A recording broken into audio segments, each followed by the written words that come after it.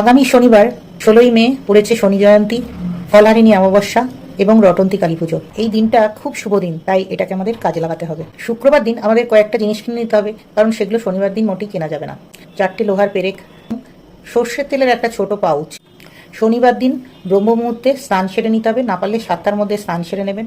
যাদের খুব নজর দোষ আছে, অর্থাৎ আপনার গাড়ি বাড়ি প্রতিপত্তি দেখে যাদের খুব নজর লেগে যায়, তাদের জন্য বলবো স্নানের জলে হলুদ, ফিটকিরি, একটু কর্পূর আর সন্দক লবণ মিশিয়ে 1 চিমটে করে দিয়ে ওগুলোকে গুলে মিশিয়ে স্নান সেরে নেবেন। যাদের চট করে খুব নজর লেগে যায়, আমি শুক্রবার দিন যে 4টে লোহার পেরেক কিনে রাখতে বলেছিলাম, সেটাকে রাত্রির 8টার পর শনিবার দিন বাড়ির মেন দরজার ওপর মেরে, হাতুড়ি দিয়ে মেরে গেঁথে দেবেন। দেখবেন আর কারোর নজর দোষ লাগবে না, বাড়ির ফ্যামিলি মেম্বাররা সবাই খুব ভালো থাকবে। তাতে পুরো বাড়ির মেম্বারের সকলে সুরক্ষিত থাকবে, সবার নজর দোষ কেটে যাবে। এবার সন্ধেবেলার যে পুজোটা, তাতে লাগবে 5টা অশ্বত্থ পাতা বা পান পাতা। একটা স্টিলের গ্লাসে একটু দুধ, কাঁচা দুধ, গঙ্গা জল আর একটু গুড় দিয়ে নিয়ে যেতে হবে অশ্বত্থ গাছের গোড়ায়। ওই জল ঢেলে 5টা পাতায় অশ্বত্থ গাছের পাতা বা পান পাতা গঙ্গা জল দিয়ে একটু ধুয়ে সেখানে 5টা বাতাসাও দিতে পারবেন, বা আপনার সাধ্যমতো আপনি 5 প্রকার মিষ্টি দিয়ে ওখানে ধূপ দেখিয়ে ঠাকুরকে আবার নিজের মনস্কামনা জানাবেন।